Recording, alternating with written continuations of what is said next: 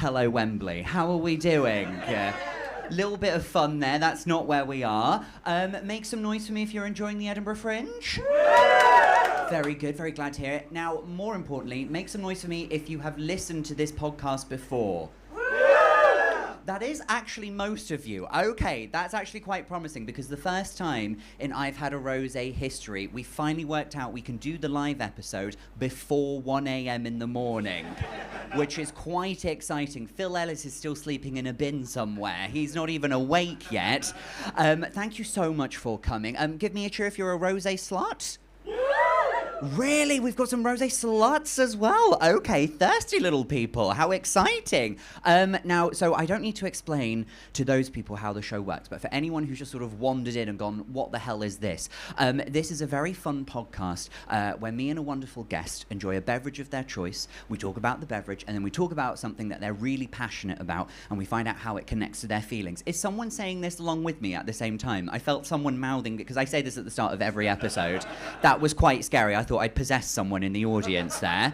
Quite worrying. Now, we're not going to waste any time so we can make the most of all of the wonderful chat that we're going to have with our guest. I'm no offence to anyone who's guested on the podcast before. They're all lovely people, comedians, lovely people.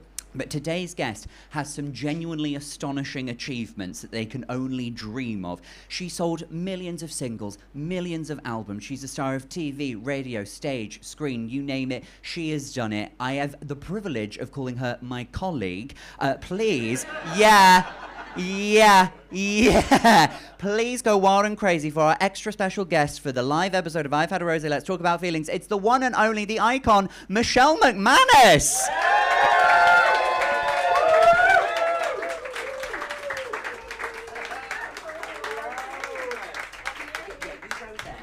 Go there. We've got several microphones on our breasts, on our gussets. They're everywhere just to make sure. Hopefully there's a live stream happening. Hello, if you can see me. Comment below, what do you think of the back of these men's heads? Do you think they look nice? Lovely bit of camera angle. Michelle. Oh, darling. Hello. We've wanted to have you on the pod for quite some time, and now the stars are finally aligned. Well, when you asked me, I was really honoured, actually. You got in touch and you were like, do you fancy it? I was like, yes, I'll be there, because we've worked together for such a long time now. Yes, we have. For decades, actually. Decades. Yes. For anyone who doesn't know, I had the privilege of going onto your radio show and covering the entertainment news. Every Monday. Yes, every Monday. Nobody's surprised it's the entertainment news and not say, like, you know, political coverage, like I'm not covering the war or anything like that. I'm there to talk about The Devil Wears Prada 2, of course.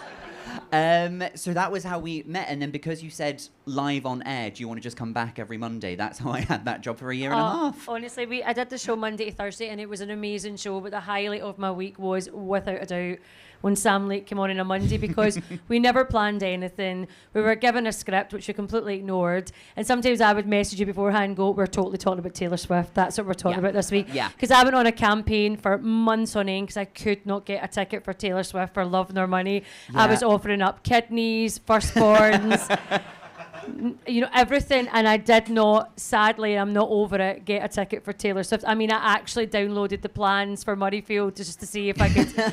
I had my wheelie bin out to see if I could scale the walls, you know, trying to climb up on it. It did not work, but anyway. Now I think about it, a big part of the show was us just talking about big concerts that we didn't get tickets to. We talked for like a month about not getting tickets to see Celine Dion. I still can't talk about it. Did anyone else try and get tickets to see Celine Dion? Is anyone going to Paris? No, did you all Thank get God, you'd have to get flung out if you were. Yeah. I couldn't cope. Did you all get the same email that said, nous regrettons informer toi, ne pas Celine par two, or whatever? That's maybe why I didn't get in.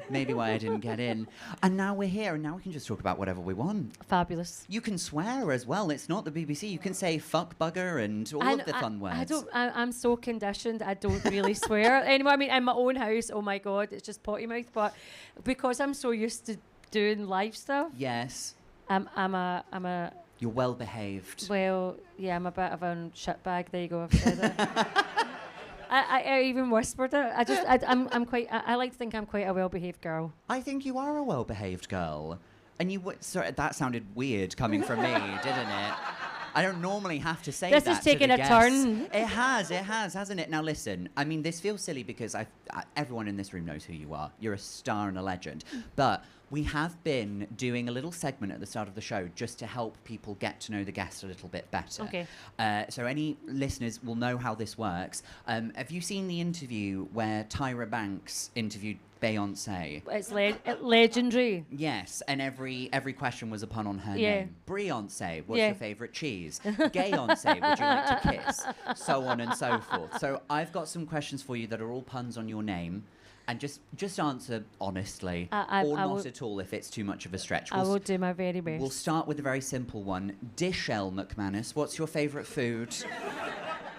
What is my favourite food? I am a crisp-aholic. I would bypass a meal for a family bag of Doritos. Absolutely. Or I love the Co-op salt and vinegar. They are the like. best. I mean, they will bring a tear to a glass eye. They are so strong.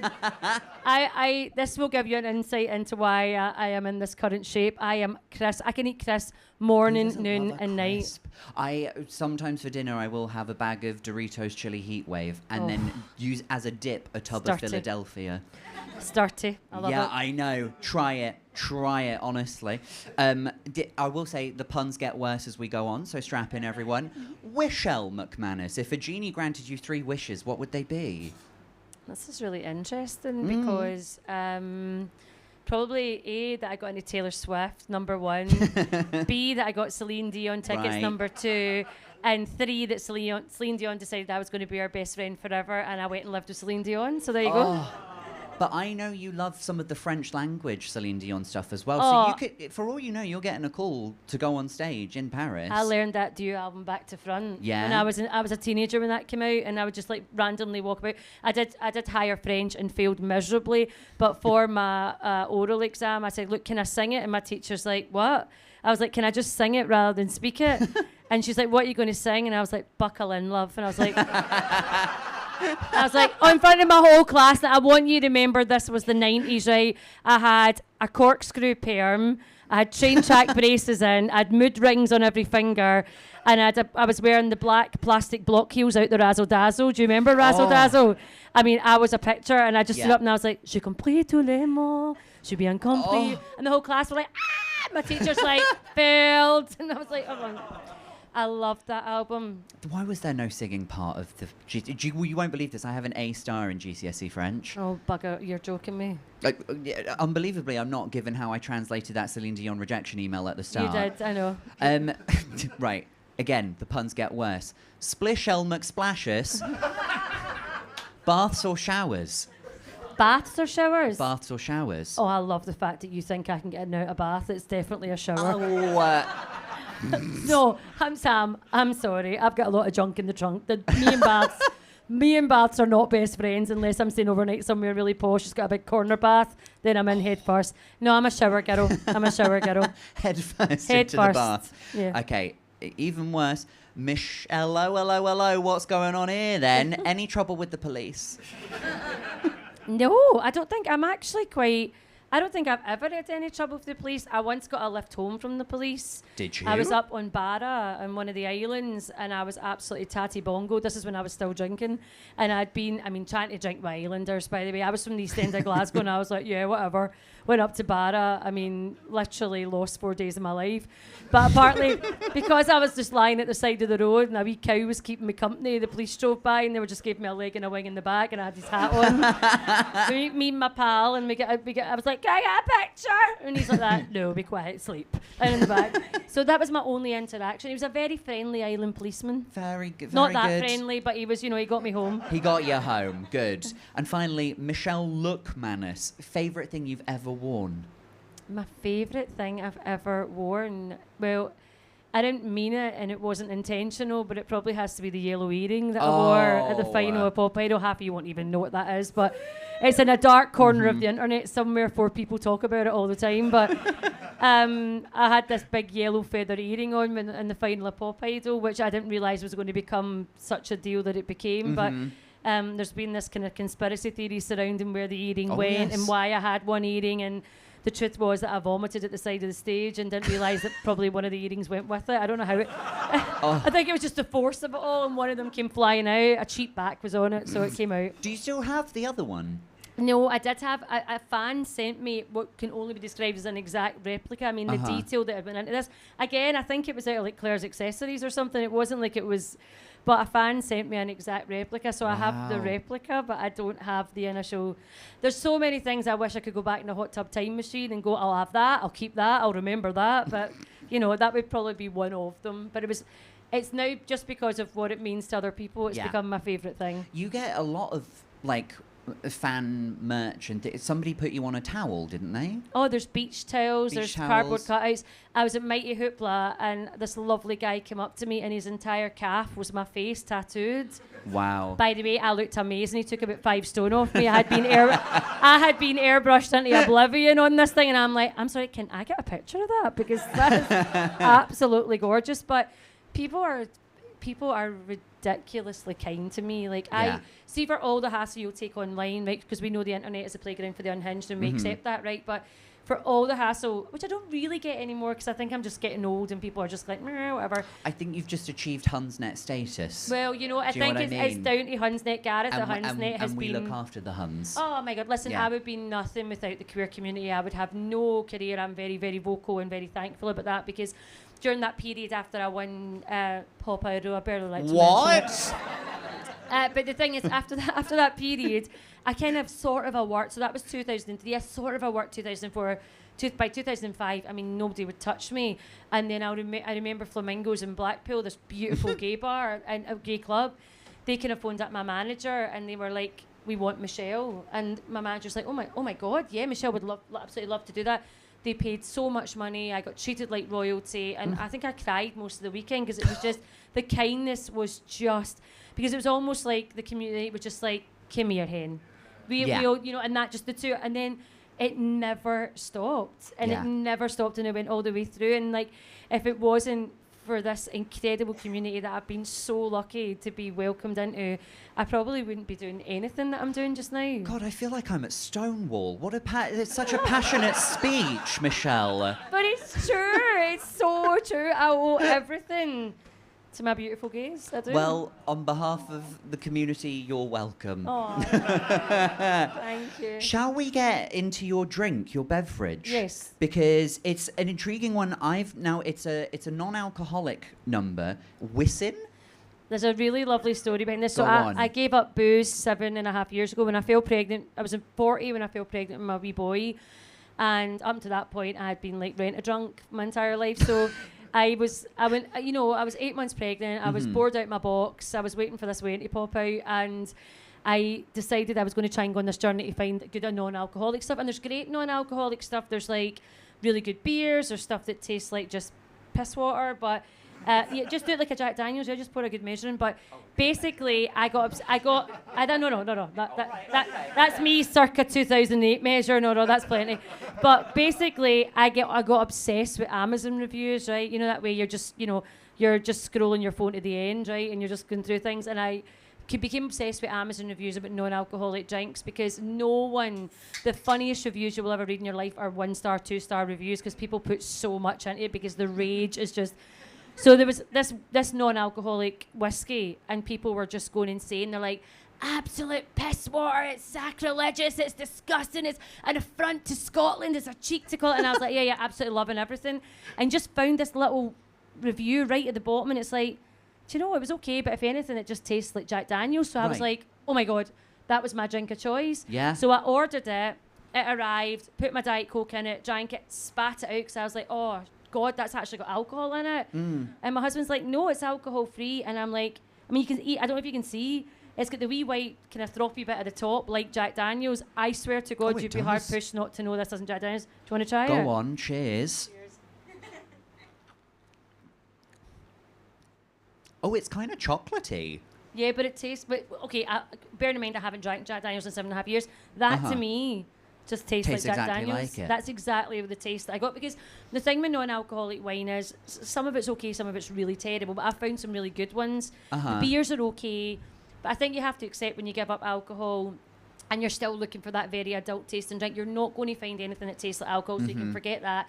But what you are looking to find is something that just gives you that kind of placebo effect of, oh my God, I feel like I'm relaxing, and I feel like, you know, my kids go to bed, and my husband and I will sit on a Friday night, we still get the glasses out, and we'll still have, but I just don't have that crippling fear and anxiety the next day, and like, what in God's name did I do last night? I remember there was a poll involved, and I'm not sure what happened after that kind of thing, you know?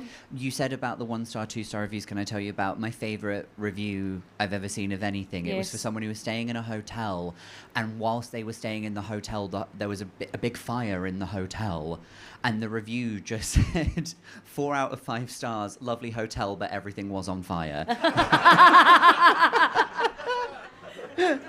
This is delightful.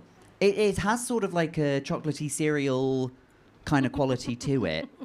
What I am thinking is it could do with alcohol, but that's fine. That's fine. That's the only thing that's missing for me. I know, and this is the thing, and I'm hoping that at some point in my life, right, it's like I would go fully vegan if the cheese upped the ante a bit. Like I can't do vegan cheese. Oh, the cheese that's spelt with a Z. Oh, yeah, but I just, I can't do it because I think I could easily give up meat, but I am like, if you think I'm bad with Chris, cheese is on another level, right? Oh. I need to go into therapy for my cheese addiction, and the smellier, the better, you know. Like my wee boys, if I've got blue cheese in the fridge, are just like, oh, mummy, they're 6 and 4. Oh, blue cheese. Oh, you're on the hard stuff I mean, okay. I can go even hard. I love my cheese. Christmas is my favourite time of the year because I just go all out on my cheese boards and stuff. So I think the thing is like I'm hoping that with the non-alcoholic, and it's changed so much even in the 7 years I've not been drinking, and it is getting so much better. But I'm really hoping we get to a point. But then I suppose, right, do I really want something to taste like alcohol? I think I'd be a bit like, oh no, I don't actually know if I wanted to do that to my brain. Well, I've had Schlur before, and that's supposed to be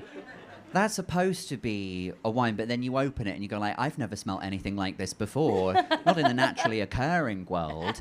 And then you drink it, it's like it tastes like the worst bits of alcohol, whereas I think that tastes like the nicer bits of alcohol, like the flavour. It just feels a bit adult rather than just having a can of like, you know, Diet Coke or something like that. It just gives it that wee... Yeah. And also with a whiskey, like a proper whiskey, men love like the burn. They love a drink that hurts them. I did. I was the same. I was all dark spirits.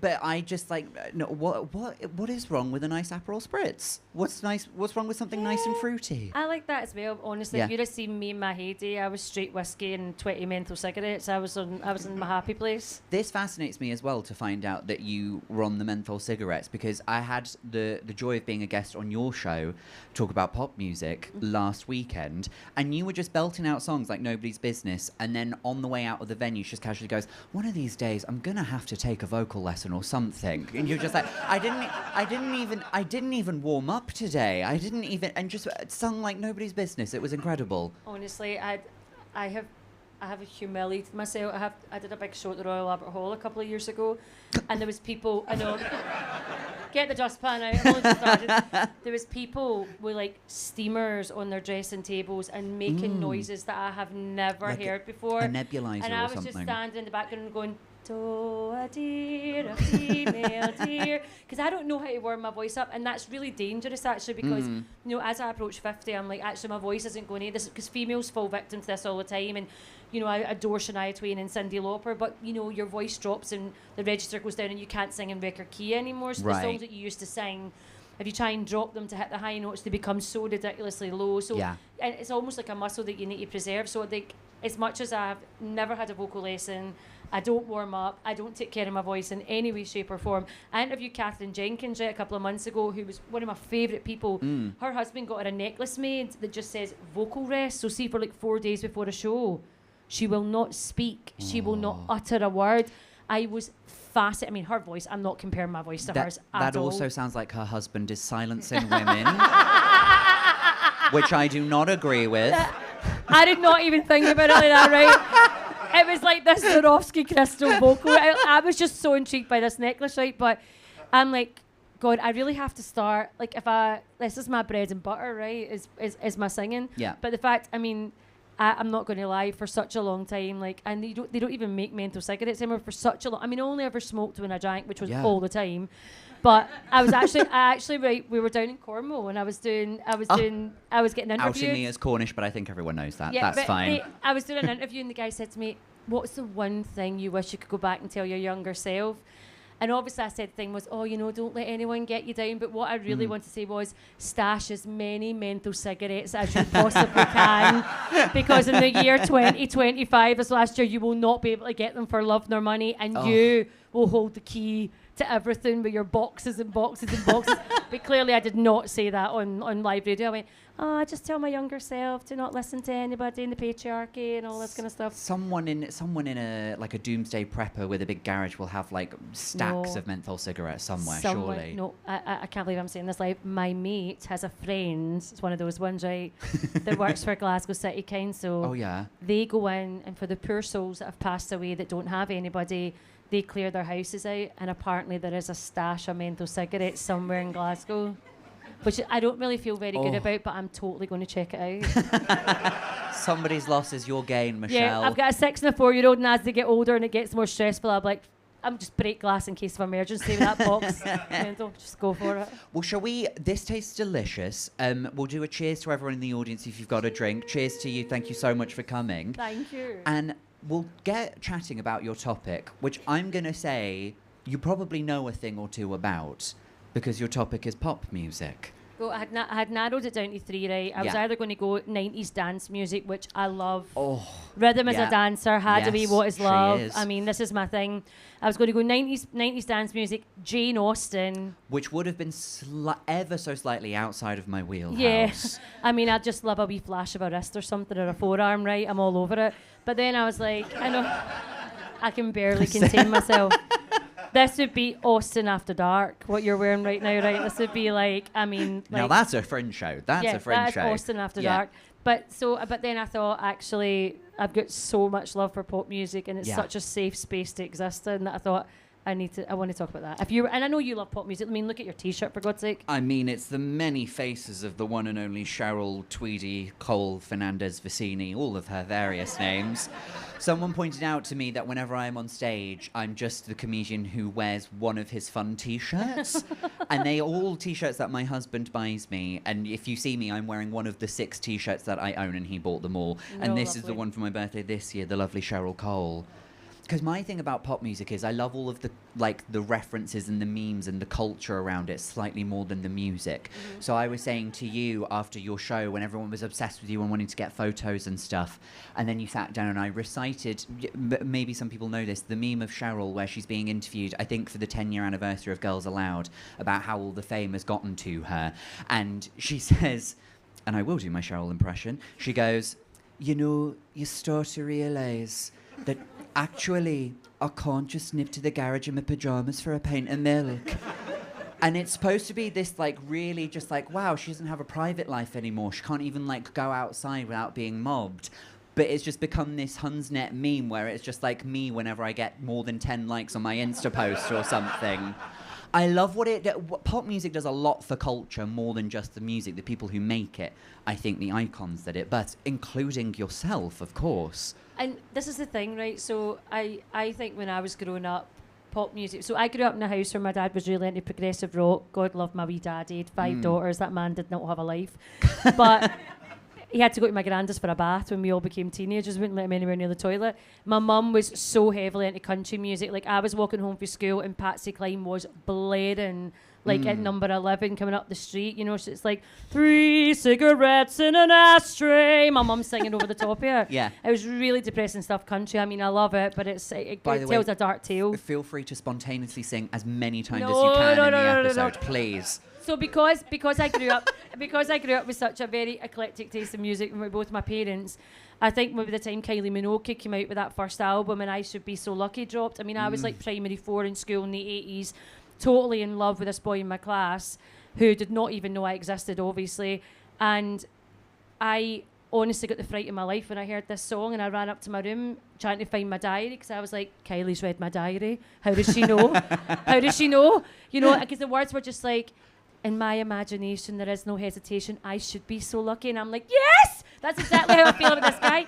The connection I had with this song, and then also got me thinking, like, oh my God, if Kylie can't get a man, then I'm completely and utterly, like, screwed, you know, because she was the most beautiful. And they just, this you know, just being able to relate to pop music. Also, as well, you've got to remember, like, especially in the 90s and stuff, when Britpop was out, I was never one of the popular girls. I mean, I was popular in school as in with my friends, but, you know, it was a really... brag, but whatever. Yeah. But it was a really blokey time, you know, with Oasis and Blur, and I never found my space in that music. And then the Spice Girls hit in the mid-90s, and like these women just represented. I found myself in all of them, you know, and I always felt I was in a very safe space with pop. Yeah. And then moving forward, and then even though my initial kind of venture into pop with Pop Idol, just because, you know, everything was based on how you looked, I always have come back round to pop, and I've done country and done different things. I just feel, for me, it's my happiest. I love listening to it. It's the hooks, it's the fun, it's steps, it's everything. It's just, and it's a genre of music that makes me really happy, and gives us all these other things that you talk about. It's a comforting thing. Yeah. When anyone on this podcast talks about music, they always talk about it in a way of like, I listened to this thing to remind me of this time when like something was good or something was happy, or it's like a positive memory. But think of some of the lyrics. Think of Shakira, lucky that my breasts are small and humble, so you don't confuse them with mountains. Now, when I was in the studio writing that with her... I'm like, come on, like some of the best lyrics, some of the best hooks, and like, I know everyone will love cooler music, you know, and all this, but for me, it's always pop. Shakira's lyrics they do slap, because she does just say anything. Because for every, like, My Hips Don't Lie, and that was like the biggest selling single of the century or something, another song on that album is called Poems to a Horse. and she thinks it's like the greatest metaphor ever. It's just like, what's the point in telling you this? It's like writing a poem to a horse, because a horse doesn't have an appreciation of poetry. And it's just like, you know what, Shakira, I'm sure that works in Colombia, and we'll just enjoy it here as well. I know, and I get that, I do, but I think, you know, it's the fun of pop music, it's the dance, it's obviously now it's the memes and everything that comes with it. Yeah. But even when I was a wee girl, you know, even things like, it was the music videos. You remember Aha's Take on Me when it came out? Yeah. That sketch. I was so obsessed with Morton Harkett that we went to Blackpool on holiday, right? As you do when you're from Glasgow. Actually, we went to Morecambe. We couldn't afford to go to Blackpool. We went to Morecambe, and then we would go through to Blackpool on a Wednesday night to see Russ Abbott and to see You Jimmy Hat, right? But in Morecambe, I don't know what age I was maybe 7 or 8 or something like that. My mum bought me this pink satin pillow, and it had Morton Harkett's face on it in the July. See, by the December, all Morton Harkett had left was 2 eyes and a nose, because I'd snogged the face off that pillow. And his mouth had totally disappeared. And I was just like a wee floating nose and eyes. And my mum didn't even ask. She came in and she's like, all right, hen, we'll just turn that round that way. Oh, that's good to not call out the obvious. Because every night I was going to bed and I was like, I love you, you know, and obviously it was not the best of gear and just faded away after time. My mum did a similar thing when I told her that my favourite musical artist was Gina G.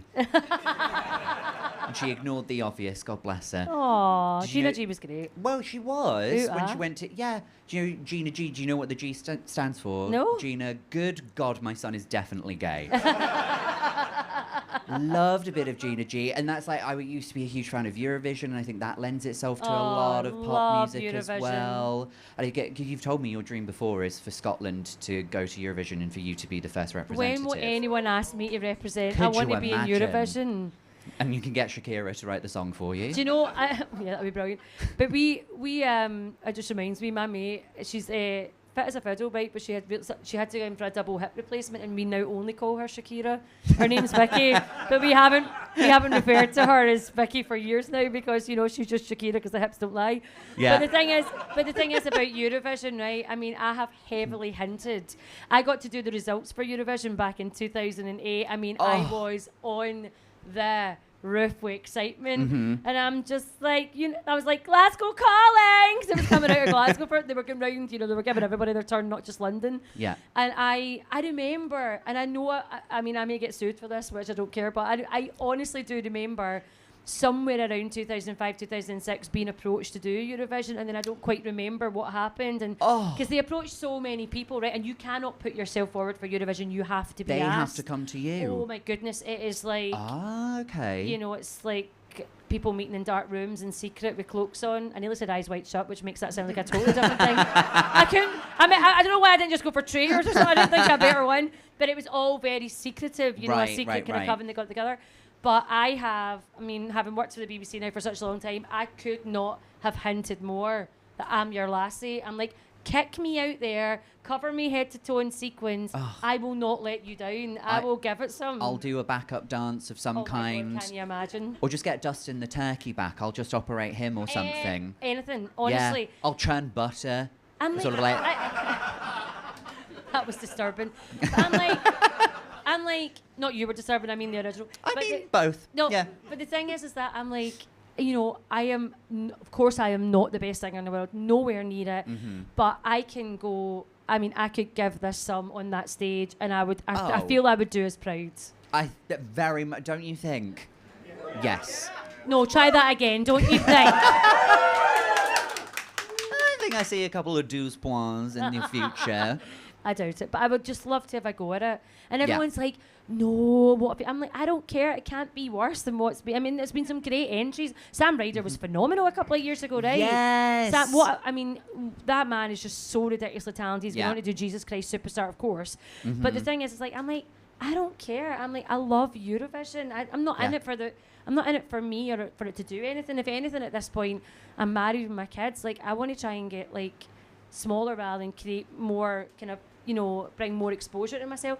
I just want to do it for the love of Eurovision, because I just think it's such, it's as much as I love football, but it's my World Cup, it comes around every year and I just get so excited. I've always said my dream is to host or commentate the Eurovision Song Contest. You would be hilarious, Sam. Unfortunately, I would need Rylan Clark O'Neill and Graham Norton to be in the same car accident at the same time. I can't condone that. I was going to say Scott Mills as well there, but he's sort of taken care of that himself in a sense. So big up to you, Scott Mills, if you're watching. I think the thing for me with pop music is, and I think like a lot of queer people, I always look up to like the pop divas, the girl bands, and the things like that, because when you're a young gay boy, that's what you look up to, because all of the boys who are in pop music at that time, a lot of them were still closeted, and so to try and relate in any way, the only thing that you had were all of the divas and all of that stuff. So that's why I was listening to Gina G when Girls Aloud came about. I was very much buying that single over One True Voice. No offense to those lovely boys, but they crushed it. So I think I've always pivoted. When I famously said on this podcast, I don't really listen to music unless it's like I'm at the gym or I'm walking somewhere in a hurry. Like I use it to give me the energy rush. And for me, the pop girlinas just know how to do that the best. But you remember when Sound of the Underground dropped? It was, and still to this day, it has not aged. It still sounds like... Still slaps. Absolutely amazing. In 2003, after I'd won, I found myself in the same promotional tour as Girls Aloud, because I think Love Actually had just come out and they had done Jump. Yeah. And then I can't remember, your husband knows the song that came out next. I can't remember, it was a slow one. He's here. David, what came out after song? Jump? Oh, okay, now he's shy, okay. It was a slower one, and I found myself on the same... Stand By You, maybe. And that's not the song, he's just offering support to me. He was fast on the Google there to get that answer. But I remember, so to me, Girls Aloud were just like, they kind of the ultimate kind of pop princess, but with that kind of like edge to them. And I remember we were on like Top of the Pops and CD UK and doing all this stuff. And Cheryl Tweedy was hilarious, because she would just come into my room, and then she'd be like to everyone, beat it. So everyone's doing my makeup and stuff, and they all just left, because she commanded that kind of authority even back then. And she sat down, she's like, I'm not going to do the accent because I can't, right? She'd be like, are you all right? Are you getting treated well? Don't let any of these people tell you what to do. You remember you're in charge. And I was like, yeah, Cheryl, totally get that. But she was really looking out for me. That kind of girl power thing that was happening. Yeah. Even she didn't need to come see me or talk to me. And I was very much on my own, because I think, not for this to take a dark turn or anything, but it was a really difficult time, because you've got to remember, right, I grew up in a family where even though I was overweight, I was never told I was overweight. Like, I was so much bigger than my four other sisters. They were really skinny and I was fine with it, right? But I was like, my mum and dad just loved me unconditionally, and even at school, I was in the school show. So this might sound ridiculous, but it came as a massive shock to me when I went into Pop Idol and people just started losing their mind that, she can't win because she's so overweight. And then I found myself in this journey you know, this intense kind of promotional journey of the single coming out and the album coming out, me singing the music I'd always wanted to sing, being in this pop space that I found really safe, and all of a sudden it was a really, really scary place for me to be. So therefore, they all had each other, and she would just make sure that she came in to see me in the room and all the rest of it. So did Sean Paul, by the way, with his entire entourage. That was like... What a life you've had, that Michelle. Was, honestly, the smell coming out of Sean Paul's room and just the smoke, it was just like... But he was like, but they were so... It was such a bizarre time, and I think people just genuinely felt a bit sorry for me, you know, just because all the press and everything that was happening at the time, and then I was just trying to get on with it very much on my own. So for a long time, I didn't listen to pop music after that, because it just... Really? Like, I didn't really listen to my own album and stuff, because it was just... Not, you know, you're 24 years old. It's the early noughties, lads mags and, you know, FHM and Loaded, and you're just constantly reminded of just like and then they're projecting Gail Porter onto the House of Parliament, and they've got Shagger of the Year for Russell Brand in the papers, and it's like, you know, the News of the World still looming large and all these kind of things. I mean, to try and exist as a female anyway in that space. Yeah. And my world just came crashing down because I thought pop would sort of protect me, but actually it was nothing to do with pop. It just was the timing and where we were in the music industry. It's crazy that people at the time when you were on Pop Idol were saying you couldn't win, because, spoiler alert, you did. It was, do you know what was... And then some. Do you know what was really lovely and really cathartic, and I promise we're going to pick this back up. So for my 20th anniversary of winning a couple of years ago, we did this lovely documentary, right? And I cannot tell you how much it helped me. Not because I didn't have I've had an amazing life out of Pop Idol. I owe everything to the people that voted for me. I have had the most incredible experiences, right? But when we did this documentary, we really looked back into the votes on the night, because obviously it was a time before the internet, which you can't even imagine. You know, there was no social media, not before the internet, beg your pardon, before social media and all this kind of stuff. So at the time, the show was getting like 18 million viewers, and we brought in 10.2 million votes on that night, and I think like 8 million of those were for me. And I remember after I'd won the show, I was sitting in there, and these execs were just circling me going, oh my God, what are we going to do with her? You know, she's won, what are we going to do with her? And I was just made to feel like, I was like, oh no, please, let me prove it to you. But what we discovered making this documentary was the votes at that time, it was like £1.50 to vote. Oh, yeah. And they got like £1 of every vote. So I brought in 8 million quid on the one night. So see, if it was me now, I'd be like, hod my bag. I'd be like, you, come here. I've just made you 8 million quid, you absolute... But I didn't have that. At the time, I didn't have the power to do that, right? And I think actually doing the documentary allowed me to go back and go, actually, I shouldn't be scared to say that, you know, I think I should be able to say that I did really well. And people, and actually, even though they're saying you'll never make it, I'm like, if you'd only listened to all the millions and millions of people that had voted, then maybe I could have got a wee bit longer and maybe been allowed to explore that pop music and just really get into it with the album. But anyway, that doing the documentary really, really helped me. And it's almost brought me full circle back around again to just fall madly in love with pop music and accept the little tiny part I played in Scottish pop history and all that kind of stuff. A huge moment as well. No, a little tiny moment. And you know, how many singles did you sell? I know you know the number. I don't know. There was a few. There was I've got a couple of discs in the house. This was because everyone bought the single, you know. And people, do you know how incredibly lucky I am, Sam? People take the time to come up to me and say, oh my God, I still love that song. It's my karaoke song. I was coming out to that song. I got married to that song. My baby was born to that song. And I'm like, well, I'm sorry you were going through labour and that was blaring in your eardrums. Having been in labour twice myself.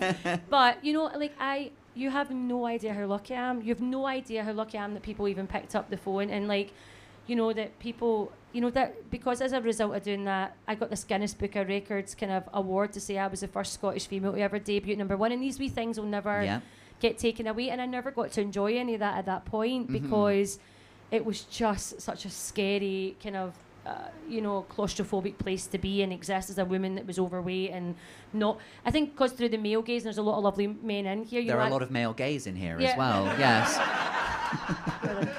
But you know that way because I wasn't deemed to be like someone you wanted to sleep with or someone you found attractive, and like it does do something to you. You're just consistently thinking like, you know, oh, I'm not really worth it. But actually now when I go back and I look at it and I listen to that album and I love being part of Mighty Hoopla and all these other festivals that just celebrate, thanks to Hunstead, this pop culture. And I actually now for the first time in like a long time can say I think I'm somewhere along the line I've got my little moment in that, and it's lovely. A huge moment, or at least a huge moment to me. I mean, I voted for you. Thanks, Sam. And I remember voting for you as well. Like I was going to vote for, no offence, Mark. Poor Mark. Poor Mark. Him and Sam and Auntie have a lovely. They won a kids BAFTA. Oh, yeah, a kids BAFTA. Yeah, they were kids TV presenters after it. Oh, right. Sorry, I thought a kids BAFTA you meant just like a tiny BAFTA that you could get from like Barbie-sized Smith's toy BAFTA shop or something. Well, we are running out of time, but I've got to ask you, as far as like your own pop idols go, if you're building like a Mount Rushmore of like your pop icons, who are the 4 that are going up on that mountain? So Madonna has to be one of them, right? Yeah. Confessions 2 is one of the best albums, but for me it's Real Light. Real Light is everything for me. That album, when it came out, to this day is still my favourite album of all time. Yes. The Power of Goodbye, the songs that are on there, Nothing Really Matters, even when she wrote about her daughter and everything, it's just, for me it's an amazing album. So Madonna's definitely up there. Celine Dion is up there without a shadow of a doubt. Who else? Kylie. Oh my God, how does it take me this long to speak about Kylie? That's from the beginning. Kylie. Honestly, spiritual experience for me the other day, hearing you sing my favourite Kylie song, Love at First Sight. Yeah. Yeah. Little gay gasp at the front there, but put your hand on your heart and tell me that video with all the different coloured dresses. I'm sorry, that was like what a lost art a music video is, because Kylie, she knew a music video. Oh, she's rolling about in that bubble bath with our wee 80s perm. She's fabulous. None of this visualizer nonsense. No, she's doing a full production. All of the slow one where it's just like the sea of people, a big cuddle puddle kind of thing. You know, she knew what she was doing. And I don't know, I mean, I think I'm struggling to find the 4th one because I need to be careful with my 4th one, so I'm not, and I don't want to take time because we're under pressure. So Kylie, Madonna, who's Celine Dion? I know she's not really pop, she's like proper power ballads, she's but pop, yeah. Yeah, you know, I'm Alive comes under pop, A New Day Has Begun. Also, sorry, did anyone else know this? That song, I'm Alive, that was made for the Stuart Little 2 soundtrack. Yeah. Did you know that? Yeah. Do you not remember the video? She was she's like in a big Oblivion. clock or something. Yeah. I had no idea until the other day. What a fascinating piece of Celine lore. And then I'll say probably I'll say Spice Girls for the that wave of girl bands off again. Yeah, I think it would be rude not to have one. Their faces on the mountain will have to be slightly smaller than the other 3, just to make space for them. And if there was one pop artist that you're really excited about right now. Really excited about right now in terms of pop. I know who mine is. Tell me. Jade. Oh, I mean Jade from Little Mix. Jade from Little Mix. I feel she's ridiculously established. That debut solo career is amazing. I want LaRue to make a comeback. Oh, as well. yes. This time, baby, I'll be. Yeah. You looked at me as if I was going to start singing then, and that is not something people want. But I don't know. I don't listen to enough pop anymore to know like what's going on. That's my problem. Got more eclectic tastes now. Yeah, I'm just old, basically. Well, and also, unless anyone wants to tell me who to look out for, because I'd love to do that. Do we have any audience recommendations? No. Okay, great. Well, you could ask the Pope. Yes. You've sung for the Pope. You could ask... My second Pope, I've sung for 2 popes. Oh, wow. Although this one's pretty healthy, so it doesn't look like I'm going to get my hat trick. So I'm just Shelley 2 popes. In the same month that I sang for the Pope, my Drag Race episode came out, so I felt like I'd done really well. I mean, look, of course I'm Catholic. My Catholicism errs on the side of Father Ted, and I have huge issues with the Catholic Church, how the queer community are viewed, how women are viewed. But faith is my faith is very simplistic. I want to treat others like I would like to be treated myself. Yes. I hope when I die I'll see my granny and my wee Doug again.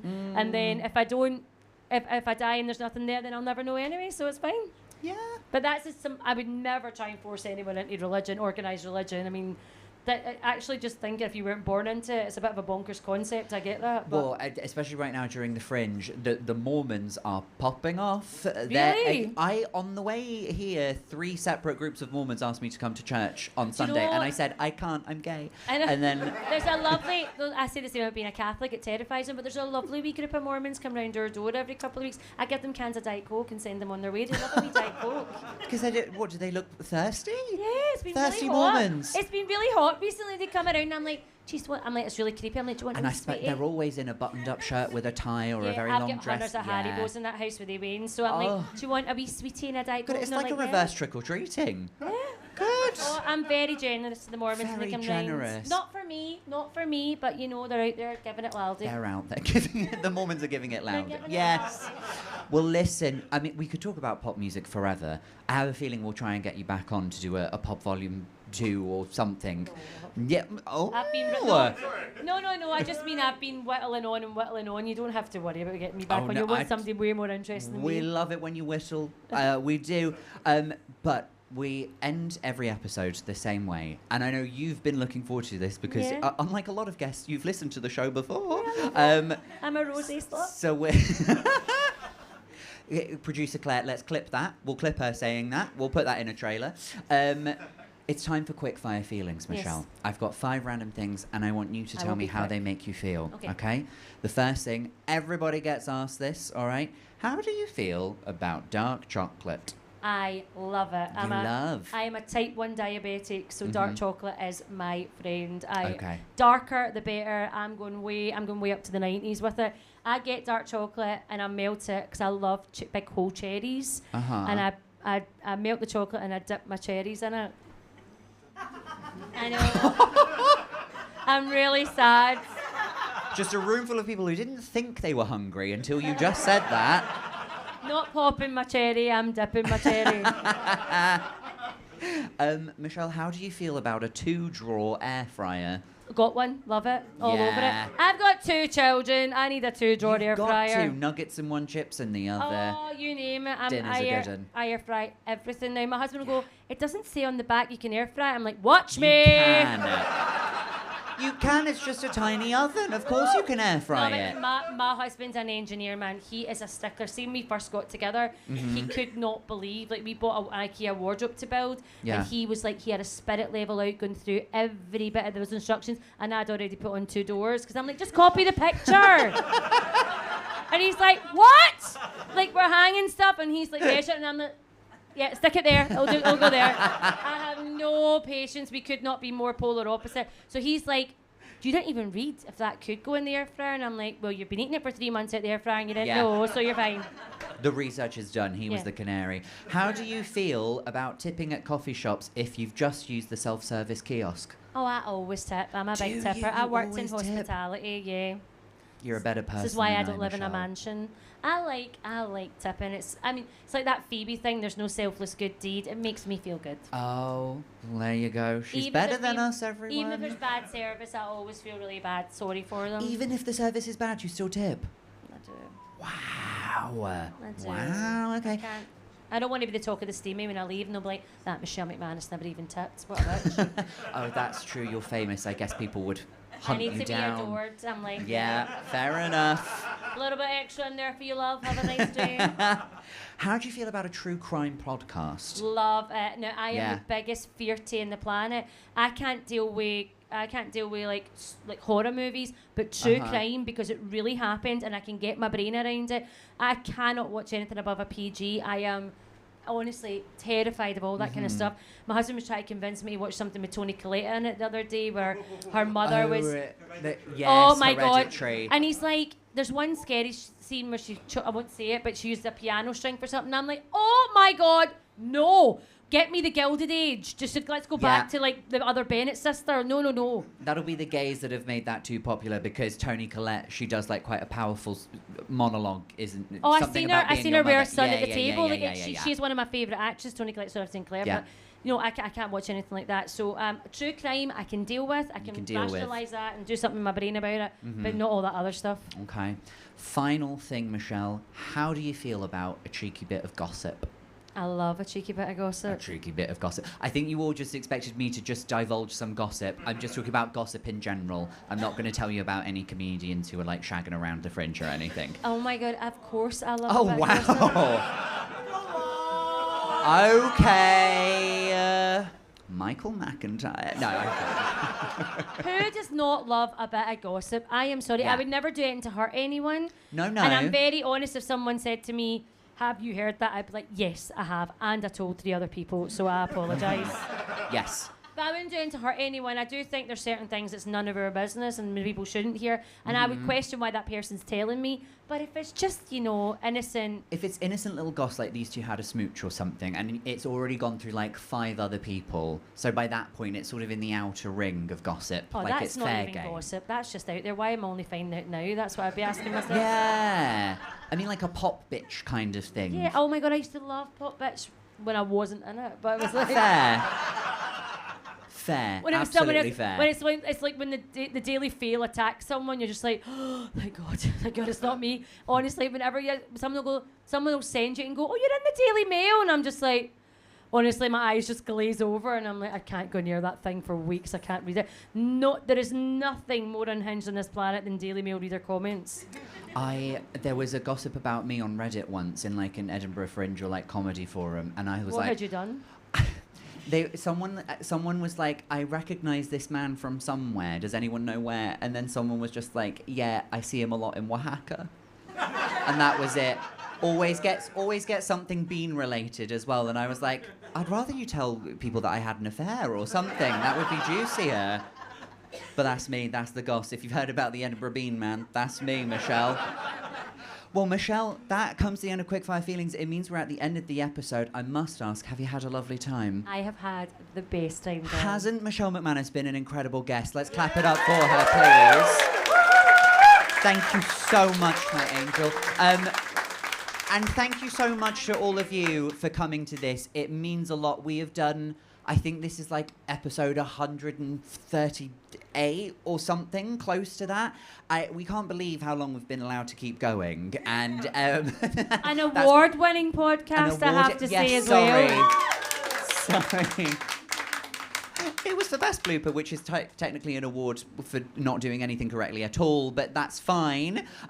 We are so grateful. And for everyone who's in this room, I know some people might be a Patreon supporter, you might be an official Rosé Slut. Thank you so much. If you just walked in today and this is the first you're hearing of the podcast and this is your first taste of it, if you scan the QR code on your way out, that will get you 2 free months to the Patreon. Same for the Rosé Sluts as well. It's 2 free months for everyone just to enjoy it, just as our way of saying thank you so much for supporting us for this long. And long may we continue. I think someone's giggling because I don't think my producer knew that we were doing that giveaway. That's just like a fun little surprise. Don't worry about it. It's on Daddy, okay? I believe you're going to be exiting the room this way. I will be stood there with a little bucket. If you fancy tipping the show to help us keep it going, all the shows here at Monkey Barrel will pay what you want, unless you bought a ticket. If you bought a ticket, that's absolutely fine. If you came in on the pay what you want queue, I'll be out there with my card reader and my bucket. You can tip me. You can pop it down my breast. It's a fun day. Whatever. I don't mind. But most of all, thank you so much for supporting the pod. Thank you again to Michelle. We hope to see you all again next year for the next live pod. Enjoy the rest of your Fringe. I've been Sam Lake. This has been Michelle McManus. This has been I've Had a Rosé.